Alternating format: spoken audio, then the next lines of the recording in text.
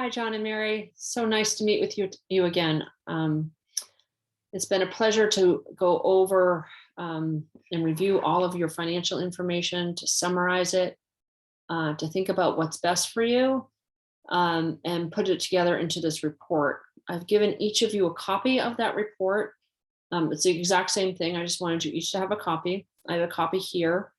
And I periodically will be sharing it on my screen as well, so we can go over this and try to make our next half an hour or so as productive as possible. Okay, so I do anticipate that we'll need to meet several times. This will just be our first meeting, just so that we can kind of summarize all of your goals and the recommendations that I have for you going forward. Please, at any time, if you have questions, please let me know. Just interrupt me, feel free. I could talk about this stuff all day long, so I am more than willing to explain it. So again, we've got a lot of information to go through, so I'd like to go ahead and get started. So first of all, you can see in the report that I have summarized what your primary goals are that you shared with me when we first met.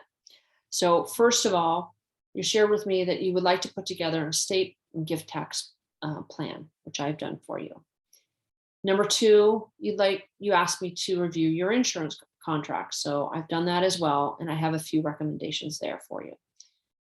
Number three, you asked me to make any income tax recommendations that I have. So I looked at that as well. And I've also looked at your investment plan and made some recommendations there as well. Those are some of the things that you wanted me to go over.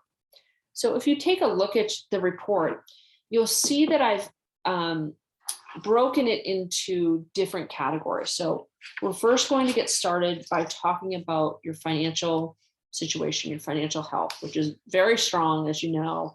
I just want to go through that with you and actually make a couple recommendations there. I want to look at your risk management or your insurance policies. That'll be the second section. Then we'll look at your retirement planning, your income tax planning, and then finally your estate planning. And then on the very last page, I put together an implementation plan. So just kind of like a checklist of things that you should be doing, and just trying to go through that one at a time. And we will be helping you with that process as well. Okay. At the conclusion of this, I hope to be able to set up another meeting with you in the next week to 10 days so that we can further this process with you. Okay. So again, please ask any questions as you have them. So we are going to get started with just acknowledging your risk tolerance, which according to the questionnaire that you filled out, it's high. You have a very high risk tolerance, which is appropriate for somebody in your financial situation. We might suggest that you be more like moderately high, only because you are in retirement and you have less opportunity to recover from any downward turn in the market. And so we will recommend that perhaps it be moderately high, which is still on the riskier end. Okay, so because we know that you are comfortable with accepting risk. So first thing I want to do is summarize your financial health. And I am going to go ahead and share with you, and you've got a copy of this right in front of you, your financial situation. So you should be able to see here your balance sheet. Okay. And you can see here that I've put this together, and basically a balance sheet is showing what the assets that you owned on December 31st compared to what debts you had on December 31st. So if we take your assets, which I've got at just about $13 million, we subtract out your liabilities about $60,000, you've got about $12,884,000 worth of assets. Very, very healthy situation. We've broken your assets into three different categories. So the first is your most liquid assets, which are your cash and cash equivalent, your invested assets, which include your qualified assets, which are your retirement accounts. So these are terrific assets to have because they're earning money tax-free, as you know. We have other investments in the market, these two, your installments receivable. So that's the amount of money that you will still be getting from the sale of your business over the next 7 years, because you sold last year. You'll continue to get payments and interest. The cash value on your life insurance policies, if you were to cash them out if you had cashed them out on December 31st, 2021, your annuity, and then your personal assets. So your 2 homes, your automobiles, your furniture, your boat, and then this other investment that you have in the inverted Jenny stamp. So then you have very little in debt. So as of the end of last year, you had about just under $11,000 in credit card debt. And then the debt on your vacation home is split into 2 areas, only because part of it is due in the next 12 months. So we call that current liabilities. And the rest of it is due in the next like 3.5 years. So you've got about 4.5 years total on this, on the mortgage on that second home. So 2 things while we're on this page that just jumped out at me as things that we're going to recommend is, number 1, your current ratio is at about 40, which means that your liquid assets are about 40 times greater than what your current debt is, the debt that you need to pay off in the next year. And so generally we recommend that this be about equal. So this number would be about 21 to maybe 42,000, like double it. Okay. So there really isn't, it's not necessary to have this much money. We do recommend that you have 3 to 6 months of cash reserves, and meaning that your monthly expenses, so 3 to 6 months of monthly expenses would be covered in a emergency fund. But part of your emergency fund can actually be the cash value on your life insurance policies plus some cash here. So we're actually going to recommend that you probably reduce your CDs to about $45,000, $50,000. I have the exact amount in the report. But basically you're spending about, and I'll go over this in a little bit, but about $367,000 a year. Last year you did, at least. And so you want to be covering 1/4 to 1/2 of that in an emergency fund. Okay, so bottom line, we want you to reduce this to probably about 50,000. I realize it's probably extra high right now just because you just sold the business. You're trying to figure out where do you want to put that cash from the $1 million plus these almost $37,000 monthly payments that you're receiving. Okay, so again, we'll be going over that. The other statement I just want to go over with you real quickly is this cash flow statement. So a cash flow statement is covering the entire year. So just a balance sheet is just as of the last day of the year. This is covering the entire year. So this is the cash in versus cash out. So you received just shy of $1.7 million.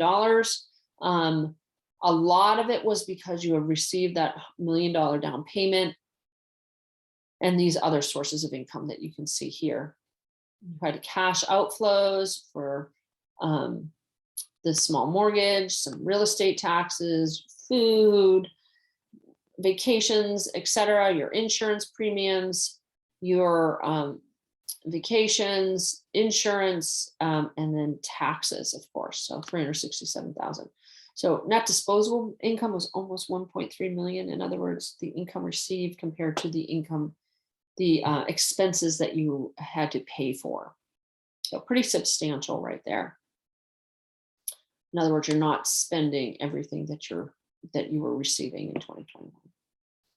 Okay, so that just kind of gives us a good little summary that we can look at as we move forward, as we make these recommendations. Okay, so the first thing that I wanted to do is talk about your insurance policies. So we've done a good job of insuring your assets and yourselves, your life insurance, but we do have a few recommendations. The most important of which is probably your homeowner's insurance. You are underinsured on both of your homeowner policies, and you may need to get at least flood insurance on the vacation home because it looks like it might be in a flood zone. And so that flood insurance is not covered by that homeowner's policy. The homeowners policies should cover at least 80% of the fair market value of the property. And right now, your home, your primary residence is less than 80% of the structure's value. And so you definitely bare minimum want to have 80% covered. That way if in the event of a loss, you're not going to be penalized, so to speak. You're going to get your fair share. You want to make sure that you are covered. So I would like you to speak to your insurance agent, make sure that you are covered on both of those policies. Minimum 80% of the structure's value up to the fair market value, with replacement cost incorporated into there. So that was my first concern about insurance. Your auto insurance looks fine. We are going to recommend that you get an umbrella policy that covers at least $4 million in the event of some type of a tragedy or even a lawsuit. You would have that policy. And so they may have you increase the limits on your auto insurance, specifically probably the property insurance, which that would be the one thing that I would say is underinsured, is that property limit. They're probably going to have you increase that, which would probably increase your auto insurance just a little bit. And then you would have this umbrella policy on top of it. Umbrella policies don't tend to be all that expensive, but they do give you that extra assurance. So I would definitely look into that. Regarding your health insurance, I would make sure that you're getting a supplemental policy for your hospital care. Right? We noticed that Part A of Medicare you don't have, and so you probably want to get that supplemental policy so that you're covered for that. Your life insurance, you're definitely more than adequately covered, but you don't even really need life insurance for either one of you for your lifetime because you have such a strong financial position.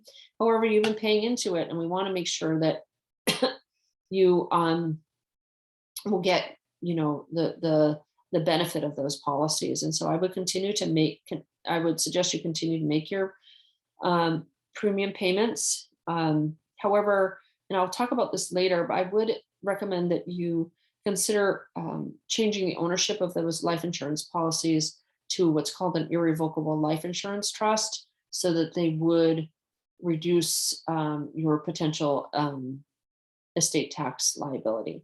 You don't have, well, we'll go into estate tax later, but I would definitely look into that. It's called an ILIT, irrevocable life insurance trust. And then lastly, probably most importantly, because you did ask about long-term care insurance, I can see why you would want to have a long-term care insurance. They can be good policies for in the event that you do need to go into long-term care. There's all different types of policies, hybrid policies, and some that have higher deductibles, and all different types of policies. Okay. Long-term care can cover anything from in-home care to long-term care, in a nice facility that on average can cost, $120,000 a year. Okay. Average time that somebody generally spends in a long-term care facility is a year and a half or so, on average that they're spending in the long-term care facility. At this point, based on your age, to purchase a long-term care policy, it is going to be very, very expensive. And so, in fact, I'm not even positive you'd be eligible, but you are in very good health. And so you could be eligible. It's going to be very expensive. So we will encourage you to consider this expense versus the risk of actually needing long-term care. You may feel that it would be better to self-insure. So by self-insuring, you're saying, I have enough assets so that either one of us, or even if both of us were to have to go into long-term care, even for many years, we would be able to afford this, and we would be able to make sure that we could get the type of care that we deserve to have. And so we would ask that you balance it with that. I suspect that in the long run, you will probably conclude that it is better to self-insure. Most long-term care policies should, to make them the most efficient, really should be purchased sometime in your 50s, maybe early 60s. And so I think that cost versus the benefit should at least be put into consideration. Okay. Next thing that I want to look at is your investment planning. So if you currently have $3.8 million in non-qualified investments. So those non-qualified investments means they're subject to income tax. So the interest, the dividends, the capital gains are all subject to tax. You've got about 1.6 million in your 401k and 403b. These are called qualified plans. They are not subject to tax. When you turn 72, you will be required to start taking out what are called requirement minimum distributions. Those distribution amounts will be calculated by the administrator of those plans, and they will be based on two things. One, the fair market value of that plan as of December 31st of the prior year, as well as your life expectancy. So you'll be getting these distributions maybe once a year, or they could be more often if you elect that. And in any of those distributions are taxable. And they set it up that way so that people couldn't avoid tax. Like, you have to take out at least the minimum, and then the government gets to tax it. So we recommend that somebody in your situation doesn't deplete those assets. In other words, don't take out more of a distribution from those retirement accounts than you are required to in order to minimize your tax. Okay. We do see an opportunity for you to invest up to $11,000 into retirement plans this year. And that's because John has earned income of $11,000. Neither one of you could put more than $7,000 total, because that's the maximum amount that you can put into an IRA. You can't put money into a Roth IRA because your adjusted gross income is much too high. Mary, you could put money into a deductible IRA, but John, you can only put it into a non-deductible IRA because you were part of a 401k plan at the beginning of 2021. So you have until April 15th of 2022 to put that money in to these IRA accounts. And we would definitely encourage you to do that. It's not a lot of money, but the more money that go into these qualified plans, the better, so that it can earn money tax-free. The other thing that we would recommend that you do is try to diversify your portfolio a little bit more. You have $940,000, I believe, in stocks, individual stocks, 4 different stocks. And that's putting you at high risk in case any one of those stocks or one of those companies were to do poorly. And so we will go into much more detail about this, but I would recommend that you put those into mutual funds long-term, or at least a substantial amount of it would go into mutual funds, just so that you can diversify your risk. Still can earn good money off of those investments, but just not expose yourself to as much risk. You may also consider selling stock A. It's had a substantial loss. And because you have such a huge capital gain on the sale of your business, you could offset the gain on that business with this loss. And so that's a good opportunity. If you didn't have the gain, for example, you would be limited to only $3,000 of loss to offset ordinary income. And now that you have such a huge loss, huge gain, you could take this loss and offset that gain, which would lower your income tax burden. So anyways, that's something to consider. We also would recommend, you've got some money in bonds. We would suggest that you instead of having those in just a bond mutual fund, that you put them into a tax-free municipal bond, with some of them, or if not all of them, in the state that you live in order to have the dividends be tax-free. So or interest. So that's a you need to weigh that with what's called the effective tax rate. But considering that you are in the highest tax bracket, more than likely it's more effective for you to be in a tax-free municipal bond fund. So again, diversifying your portfolio, you're a little bit heavy on the international side, and we go through more of the details so that we can fine tune that even more, and putting yourself more into the market. Okay.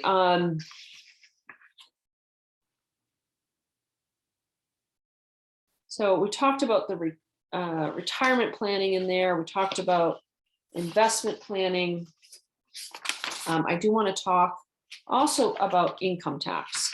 So first of all, I just want to talk about your income tax situation. You had that sale of $4 million. The gain from that sale was $2,925,000 that will be recognized as you collect the income. So the largest portion of that was done already in 2021. And so you have this large capital gain. I want you to keep in mind that because this is an installment note, that you are also going to be recognizing interest income, and that anything, the return of basis, so we've calculated that exclusion ratio at about 27%. So if you take the payment that you're getting, which is around $37,000, and you subtract the interest, which will forever be decreasing, but it was $10,000 on the first, so we'll just use $10,000 for example. So the $36,000, I'm using rough numbers, minus the $10,000 brings you to $26,000. About 27% of that would be excluded because it's the return of basis. It's not going to be taxed. So the remaining percentage would be taxed. Most of that will be taxed at the preferential capital gains rate, but a portion of it is subject to what's called depreciation recapture and will be taxed at ordinary income tax rates.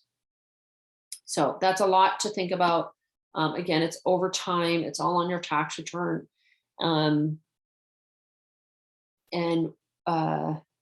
So just, we want to remember that's going to be going on for the next 7 years.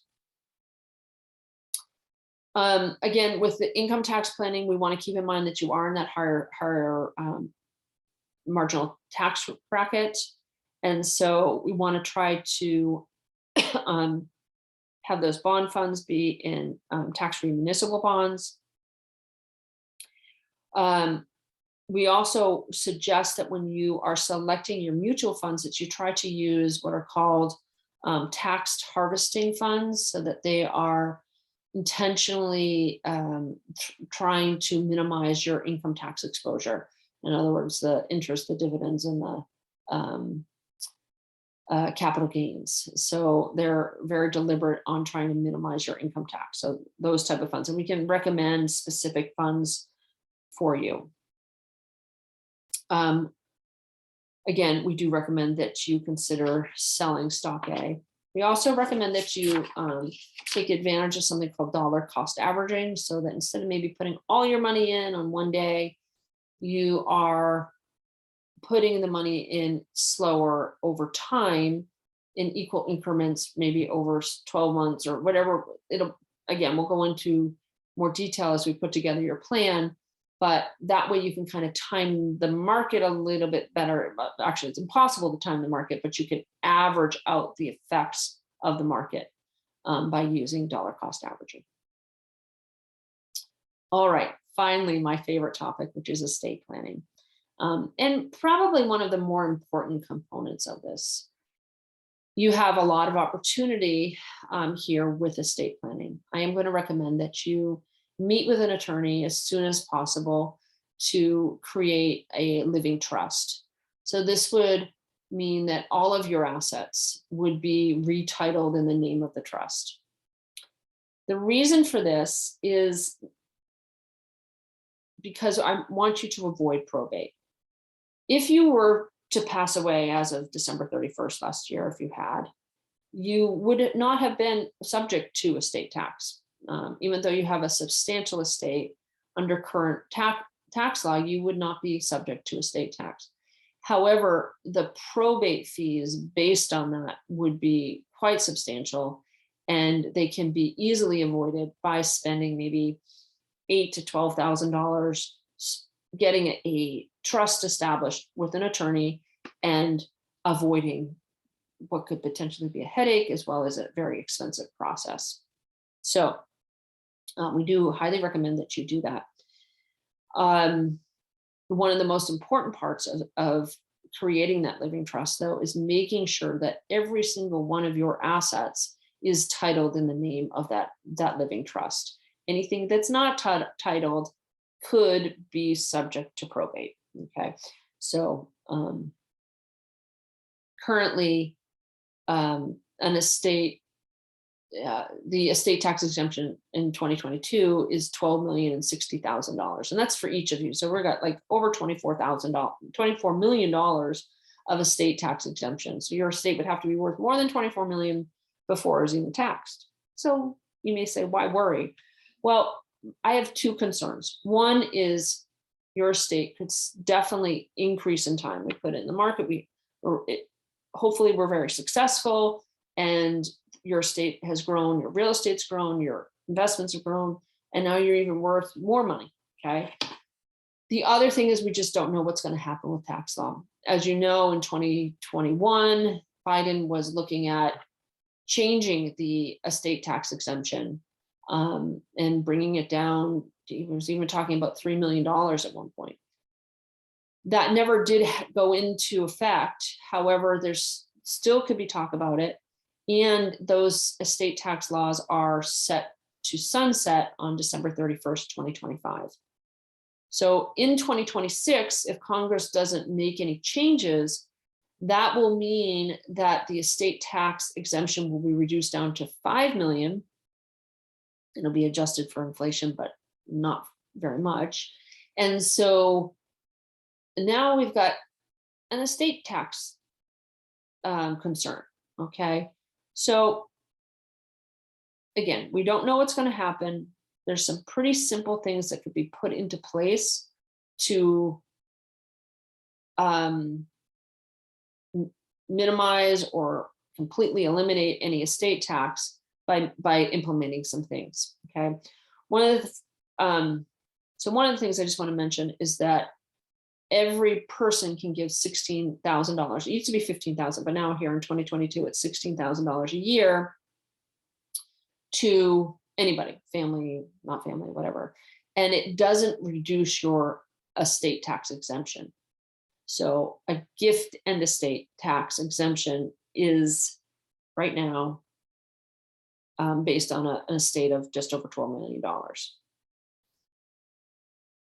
So if you give $16,000, you're not reducing that $12 million exemption. If you gave $20 million, one of you, to one person, you could take a $16,000 exemption, but that $4,000 extra would reduce the $12 million exemption.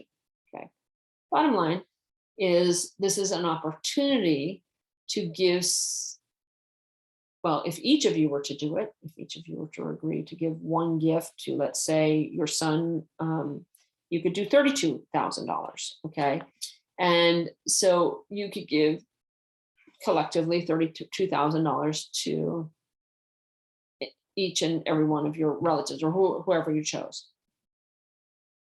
So that's one opportunity. It would require that you file a gift tax return form 709, but you wouldn't have any tax that was due. It would just get reported to the IRS.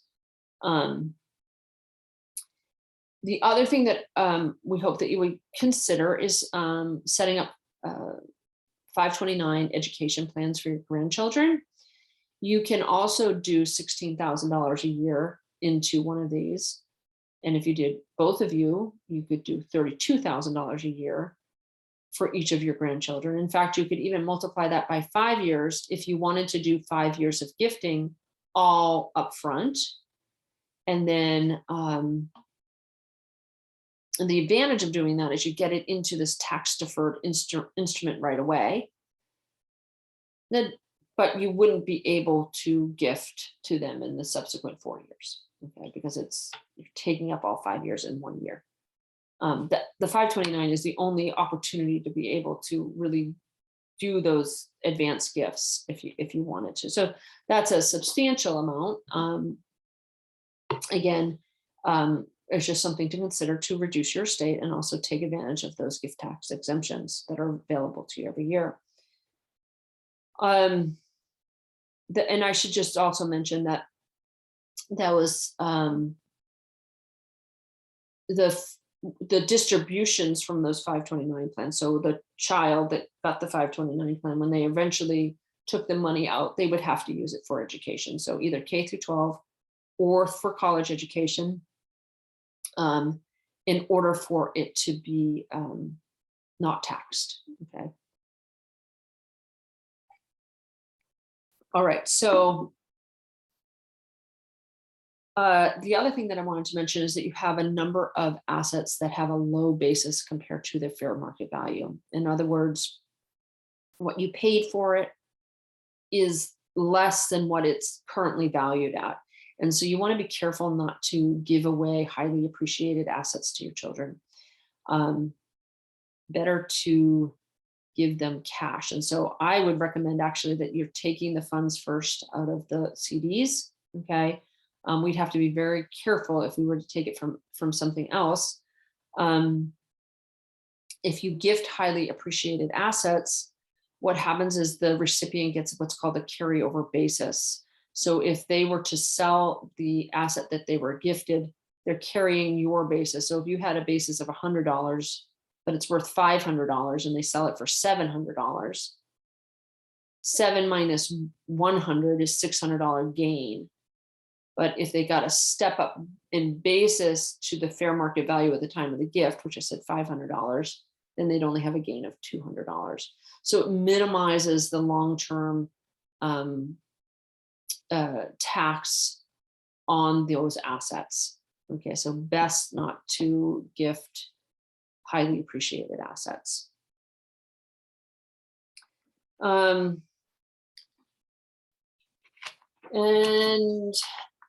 I believe, yeah, so that really covers the bulk of everything. We're kind of out of time. I want to be cognizant of that and how much information I'm giving. I did put together an action plan. I think that what I would like you maybe to do before you leave this meeting is we set up another meeting for a week to 10 days from now. That will give you a chance to each review the document, come up with questions. Of course, you can ask me any questions now if you want to. But go through all your questions, maybe call me in the meantime if you have questions too. And then we kind of take it to the next step in our next meeting. The other thing that I would really hope you would do is set up an appointment with an attorney. Perhaps you already have an attorney that you like and you would want to work with. We have a few attorneys that we work with here at our firm. that we are very comfortable working with. We know that they do a good job and could highly recommend them. We can give you their names as well. I think that those are the two most important things that I'd like to get started with. And I just wanted to conclude, see if you have any questions before we go. Well, thank you very much. It's been a pleasure to work with both of you, and I look forward to working with you in the future.